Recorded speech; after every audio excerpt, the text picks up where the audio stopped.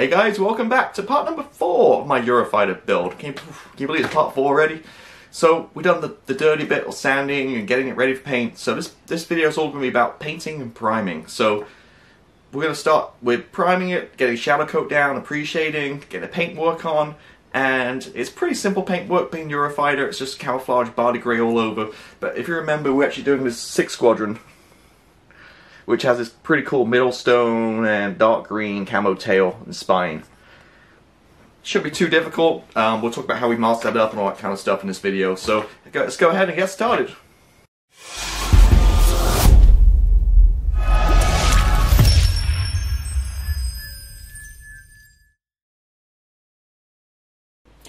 Welcome back. So finally get to get some paint on this, and most assembly is really done. So first of all, before we do anything painting wise, we need to clean the model.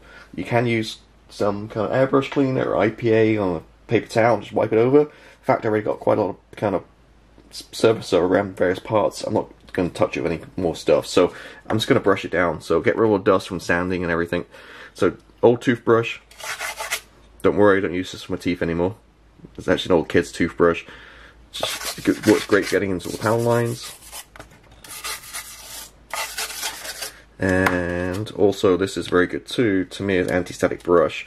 Now, you don't need to spend all the money on this one. You can go to your local PC or office supply place, and they do ones for like keyboard kind of anti-static brushes, which work just the same way and often a lot cheaper. So again, getting all the lines, get all that dust off. You don't want it stuck in your paintwork.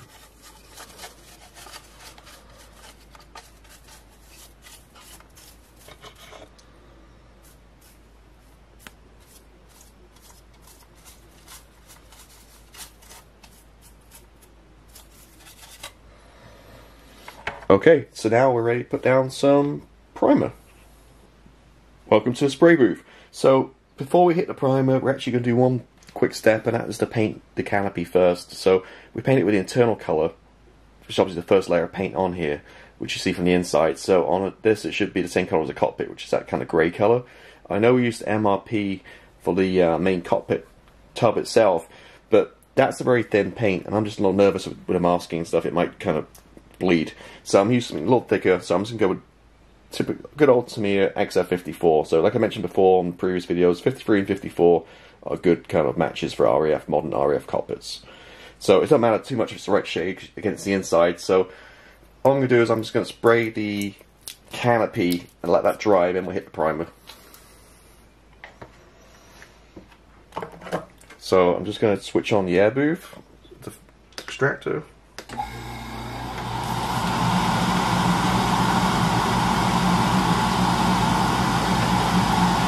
Need a little paint. Make sure it's shooting okay.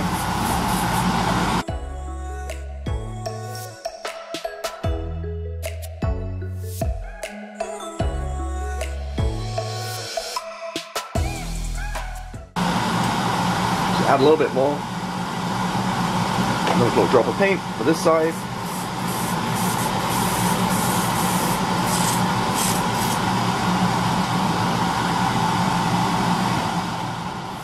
Okay, so there we go. So we're just going to paint the cockpit, let that dry.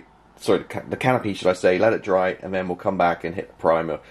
As you see, a couple of things. I typically have low air pressure when I spray. I'd say it's probably around about 10, 15, 10 maybe PSI. And I like to get nice and close, so you spray so it's all there. Also, if you notice, I don't have the back on my airbrush. The reason for that is just because I spray quite a lot, and it just makes it easier for cleaning. So I can just easily pull the needle out and clean, and I have to worry about unscrewing back assembly and all that kind of stuff. Just a couple of little things right there. So we'll just let that dry for a few minutes, actually probably maybe about an hour, just make sure it fully goes off, and then we'll hit the primer. Okay, so it's been a couple of hours since I painted the grey. I had to go run a couple of errands and stuff, so now I'm back in my modelling room. I'm ready to hit the primer. So my primer choice, as you guys probably know, if you see my other videos, is Mr. Servicer 1500 Black. I absolutely love this stuff. It's also has a micro finishing qualities to it, so any little light scratches and stuff it takes care of. It really kind of sticks good, and paint sticks this really well. I just really enjoy using this product. It's a lacquer product, so you mix it about 50-50 with lacquer thinner. In this case, I've used Gun's self-leveling thinner, And those of you guys who've seen my videos before will know I actually pre-mix it. So I just get one of these dropper bottles from eBay, real cheap, and I just mix it 50-50 as I mentioned. Give it a shake and it's all ready to go. So every time I use it, I don't have to worry about mixing stuff up and using pipettes and all that kind of stuff. So it makes it a little bit easier. So I really like the black too, because it priming in black. I like the priming in black, and then I'll hit it, as you'll see in a little bit later, I'll hit it with some white to create a shallow coat, which I really like. I took it from the Armour guys, and I use it on my aircraft now, and it just works really good for pre-shading. So what I'm going to do is, as I mentioned, I'm just going to hit the black. So I'm going to start with the upper side, and then once that's dry, we can turn it over and do the underside.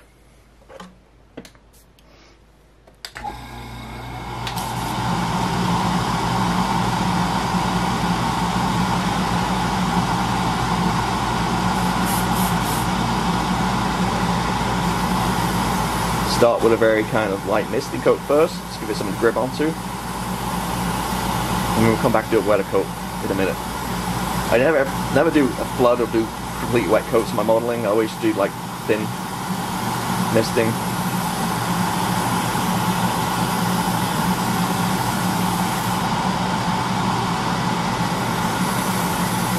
Now come on a little bit thicker.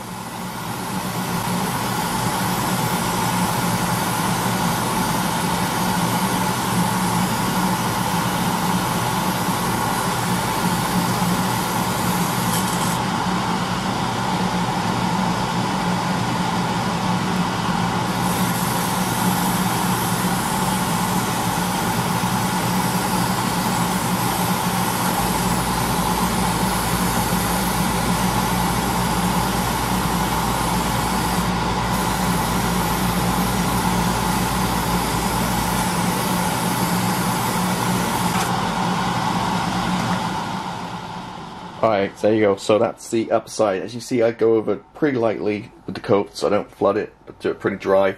So do a few different coats. A few things to point out too, I didn't mention, is my airbrush is the Procon 289 3mm needle. Absolutely love this guy. Use it for years, no problems at all. And as you can see with my spraying, I'm not letting myself off the trigger much or spraying much away because I'm using lacquer paint, so you don't get that kind of dry needle like you do with acrylic paints. So it's really easy to use, as you can see. I love this airbrush, love using lacquer paints. But a couple of things to note is, obviously I have extractor right here running. It's lacquer paints, it's very important to have an extractor which feeds out through the window. And you should also wear a mask as well. No matter what paint you're spraying, it's atomizing paint, so you should always wear a mask, especially for these bigger jobs where you're doing a lot of spraying. There's a lot of paint going on in the air and stuff. So just always make sure you use a mask even though you're using a extractor. So I'm going to clean my airbrush out, let this guy dry for a little bit, and then we'll flip it over and do the other side. Right, it's been about an hour, so this is pretty much touch dry now.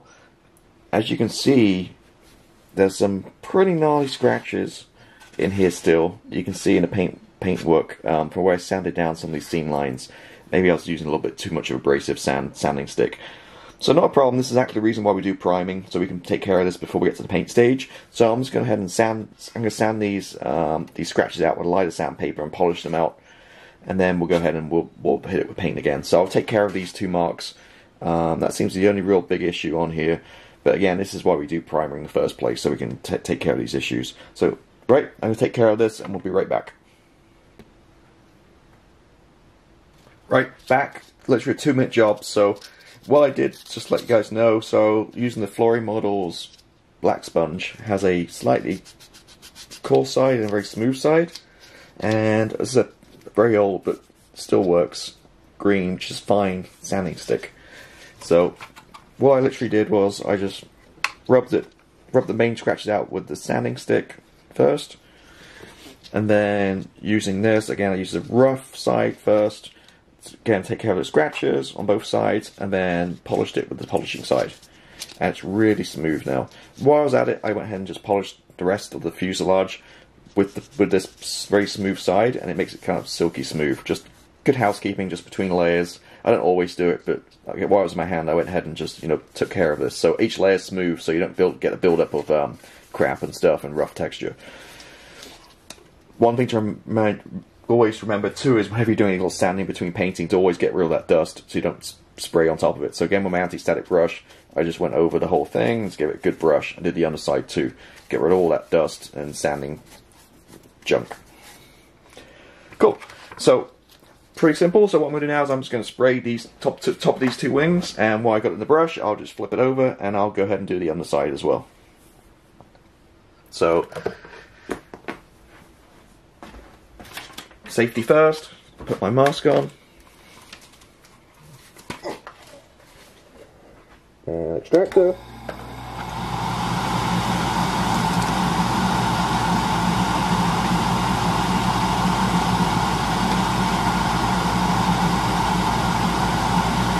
And if you notice too, if you can hear me through my mask, actually I'll take my mask off so you can hear me a little better. I don't ever full colour cup up too much. I know you got lids and stuff, but too many times I used to go over the top on big drips on paint and stuff, so I rather just put a little bit at a time and just keep filling it up. So when you keep seeing me move off camera, I'm just adding more paint in there. So just a little bit in this pretty big colour cup goes quite a long way, but I like to do little bits and just top it up. Also, it's good for saving paint as well. So rather than me filling it up and losing all this paint and having to decant and stuff, I'm already only using what I need. So, okay, let's get going with spraying.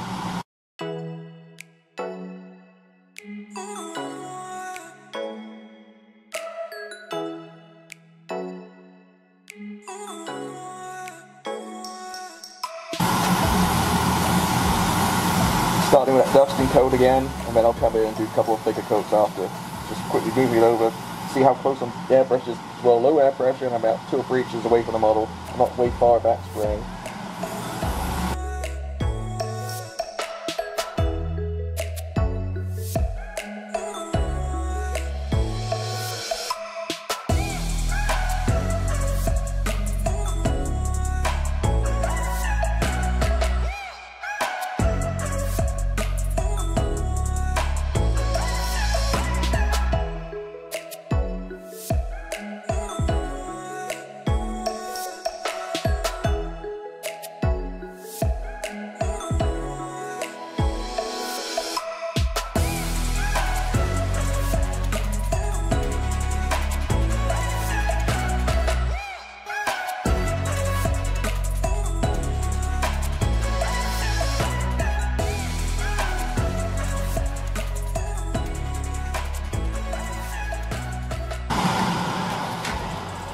Okay, so there we go, we're done. I can see a few little scratch marks underneath here. I might do the same things we did before, sand them down. I might just use it as weathering. We'll see when this dries how it looks.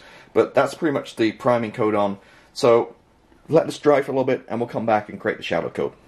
Right, so the black is fully dry and it's in a few hours, and now we're going to create the shadow coat. So you see a lot of people with aircraft, they'll prime the whole jet grey and then meticulously do black lines to match all the panel lines. This creates the same effect, but I find it's a lot easier. Basically what I'm going to do is spray white in between all the panels, and messy and speckly as it is, the better it'll look. You don't need to be neat at all. I'm also going to paint the intakes white, and I've got white in the paint gun, and also the wheel wells. And what we'll do is once this is done, we'll mask it before we add the proper paint on top of this. So yeah, so that's how we'll go. What we'll do is we'll start here with the underside, and we'll work our way around. Again, messy is good. Also, I find black, if you spray anything white like undercarriage or wheel wells, that kind of thing, a black undercoat really kind of makes a big difference. It makes it look more solid, and also the fact that I just dust rather than kind of hose it on will make it give you some kind of good pre-shading as well. So hey, okay, let's go ahead and get started and start putting the white on. So white I'm using for this is usual. I'm using right now is Game Air 72701 Dead White, but obviously this is just an undercoat. Use whatever white you have available, your favorite white, and you should be good to go. So I'm going to start here with the base. Again, just kind of misting it on.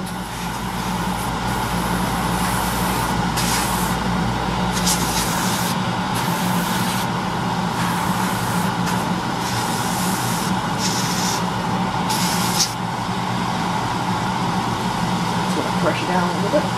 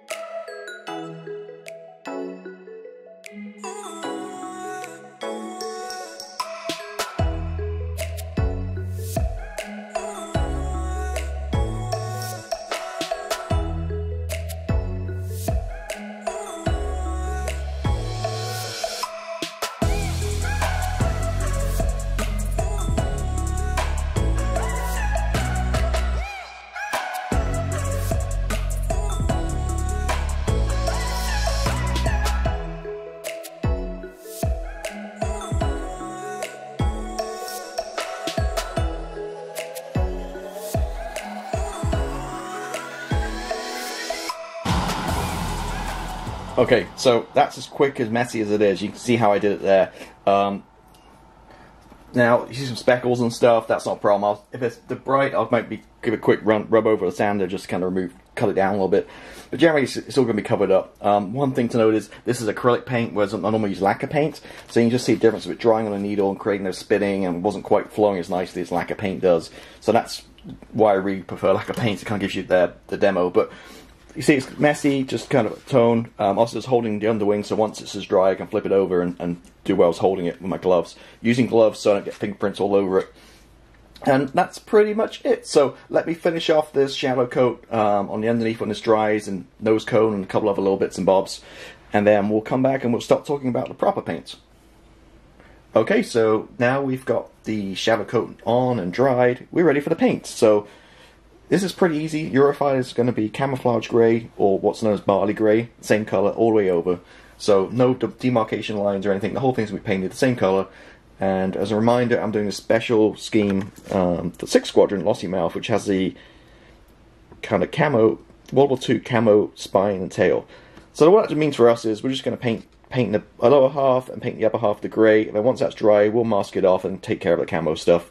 Being spine, it should be pretty straightforward without jinxing it. Shouldn't be too much of an issue. That's it again. So, as I said, it's camouflage grey as a colour, and it's British Standard 381. C626. It's a pretty common colour, available in almost any colour range. My favourite, as you guys may know, is the Hataka Lacquer. I love this stuff. Hataka Lacquer paint, big fan. And Hataka Lacquer, it's number C142. So I'm going to mix it with its own lacquer thinners. And these lacquer thinners are really nice. Unlike self-leveling thinner, they are really not very much smell to it at all. Almost odourless, to be honest with you. And this is a perfect combination for these two. So again, about 50-50. You can really kind of dilute this paint down. It comes thick, which is nice, unlike MRP, so you can thin it to whatever viscosity you want. So I'm going to thin it down, and again, I don't mind nice thick thin coats because I want that pre-shading to show through. So we'll start painting the underside, and once that's dry, we'll flip over to the upper side. So first of all, let me get the paint into the airbrush. So pretty much got my glove on again so I get fingerprints on stuff. So I'm going to start with a little bit of paint. So I'm going to start with the thinners first. Again, we're doing about 50-50. And I'll get the paint shaker ready, but I'll give it another quick shake. And take a dropper bottle, just squeeze it right in. Okay, that's about 50-50. Again, no exact science here. I know you should really mix it in a separate cup, but the way I do it right now is I just mix it all in a color cup. I'm pretty used to this. So with a toothpick here, I'm just mixing up the thinner. I've tilted the side so it kind of rolls back. And I mix the thinner with the paint. And one thing I forgot to mention too is you can see on the underside, we obviously painted the bays and the intakes white. So I just stuck some foam in there to kind of mask it. So this foam is the stuff you get with the kind of Edward or Aries resin cockpit seats or cockpit. Make sure you keep that stuff because it's really good. Just cut it down to different sizes and just wedge it into those gaps what you don't want to paint over. So, that being said, we're ready to go. So I'm going to spray out the first few because obviously the thinners we put in first. So the thinners we want to get out and get the paint flowing. And then we're just going to start applying it to the aircraft. I'll hold it here.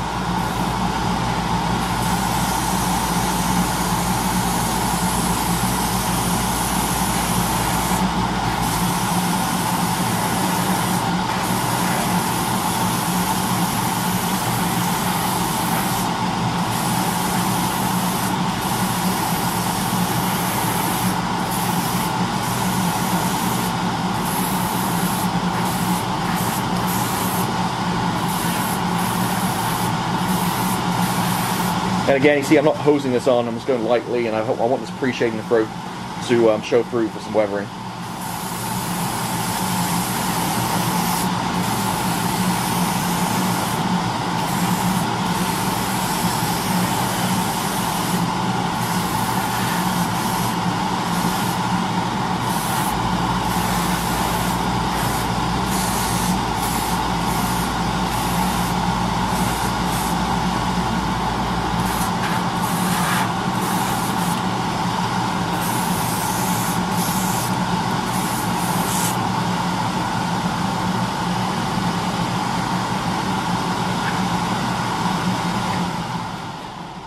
So that's one wing done. I'm not going to bore you guys where I got to paint the whole thing, so I'm going to fast forward here and take care of the rest. But you see, just real light again. It's being light coats is going to lack of paint is going to dry almost instantly. It's going to dry really quick, and I want that pre-shading to show through, which you can see some spots and stuff here, which is perfect.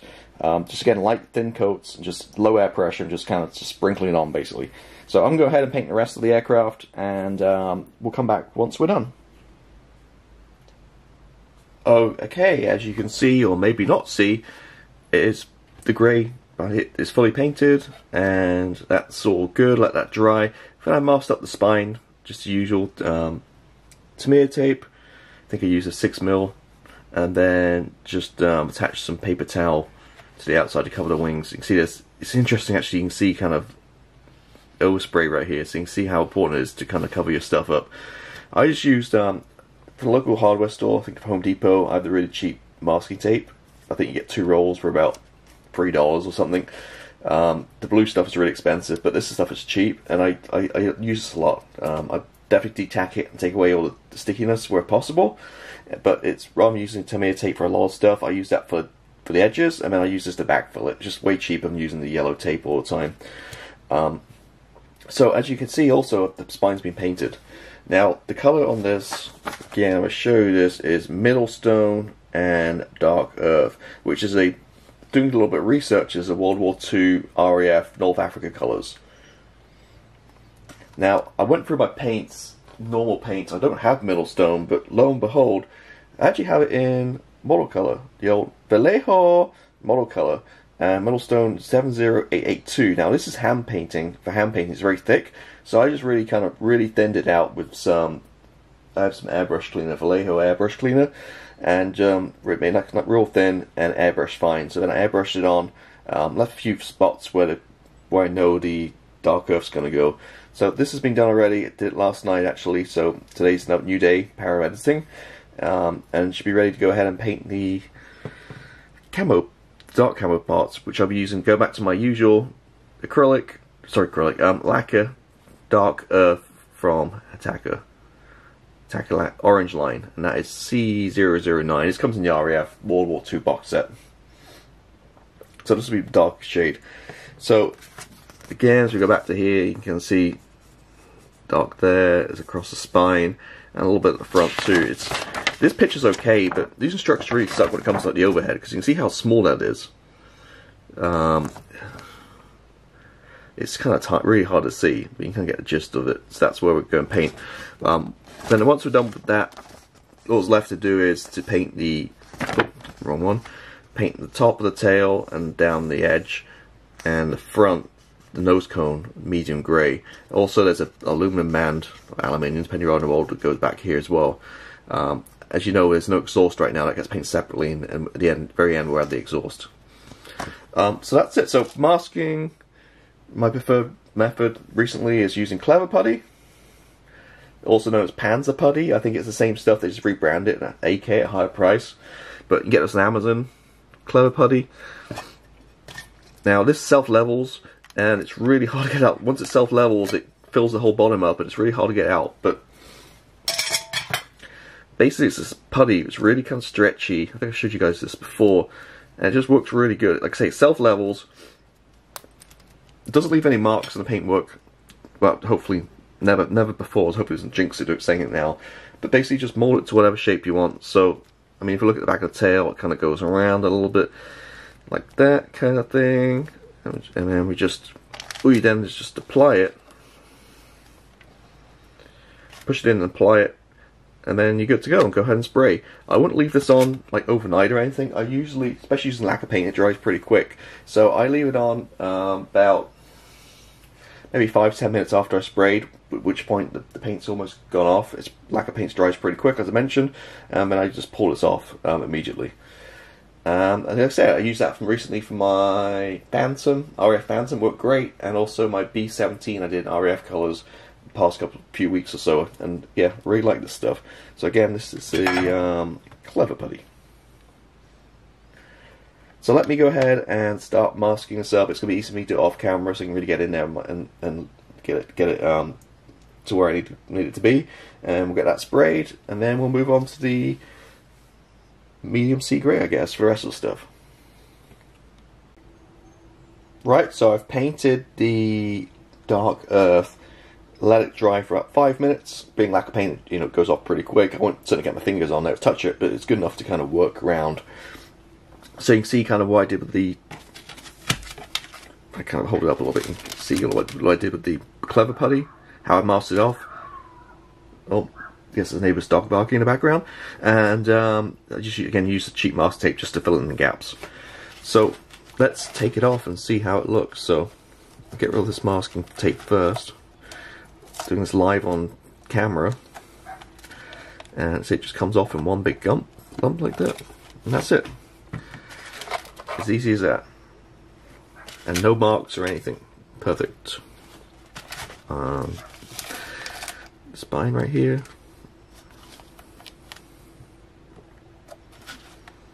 Again, comes off real easy. No problems. And I'm just gonna, if you can see here, I'm just laying it out flat so the paint dries, because it'll just, then I'll just throw it back in the tub and use it again next time. So, a couple more bits.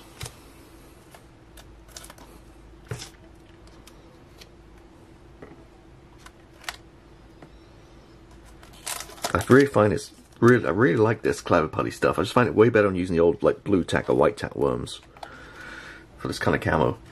And that's pretty much it. So that's the one side,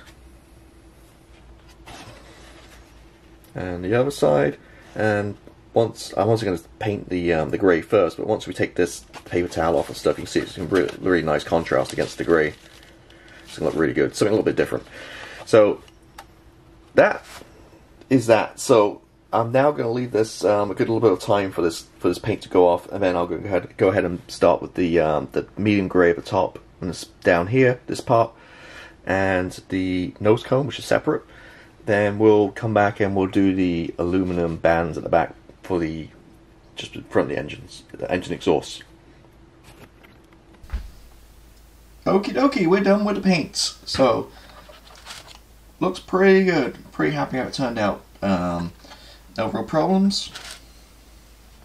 Let me kind of move the camera out a little bit here so you can kind of see it. So, as you know, we did the spine, and then the nose was painted with a darker grey, which we'll talk about in a minute, and the stuck on, and then the back, the aluminum. Also the tail here, that dark grey as well. So it looks really good. I think once the wash goes on, it's really going to kind of bring it all together, which it always does. So let me kind of just do a quick run through finally of the paints we used. So the main body was the Attacker Barley Camouflage Grey, which is lacquer orange line. Then the spine is in the RAF World War II desert colours, which are, I used more colour Middlestone, because that's the only Middlestone I had, but I diluted it and it seemed to spray okay for the airbrush. And Attacker Orange Lacquer Dark Earth. Now the nose cone, it called instructions for medium sea grey, but to be honest with you, this mix I have here from Attacker, it didn't look quite dark enough. It wasn't really much darker than the main body, so I went ahead and used dark sea grey instead of medium sea grey. So that was for the nose cone, and this bit at the back here with the tail on both sides. So yeah, looking around again, really happy how it turned out. The back bit at the back I did at the very end, but masked that off and painted the aluminum bit at the back, or aluminium, depending where you are on the world. And that was using AK Extreme Metals polished focusers, polished aluminum.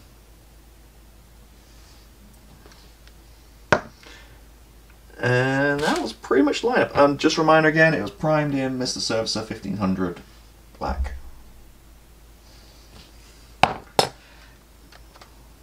So that's how we got again, how we turned out. And on the underside, remember we put the foam in, and a little bit, you see that weathering appreciating coming through. So we've got the white. See how the white looks really good with the black, how it's dusted on the black below it. Creates that really nice kind of effect. wheelway, and then you got the intakes, if you can see that. So yeah, really kind of happy how that's turned out. A lot of work. So one thing I'll point out too is obviously this video was filmed over about 3 days, a lot of editing, so as I cut from one to the other it looks like it was done pretty quickly, but just make sure to let the paint dry in between, especially when you're mixing lacquers and acrylics like I did.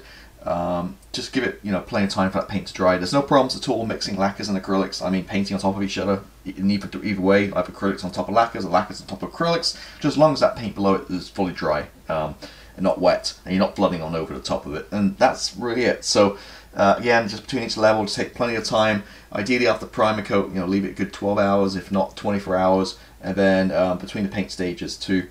So looks like the lights just ran out on my camera, so that's a good time to finish the video, I guess. So thank you for watching this. It's been a pretty long video, plenty of information, but as always, put the comments below. When we come back, part number 5, we'll go ahead and clear coat this, and protect the paintwork, and get it ready for some decals, and we'll go into the weathering stage. So again, thanks for watching and sticking through this if you stuck through it this far. Again, this is Richie from RW Hobbies. Have a good one, and I'll see you next time. Goodbye.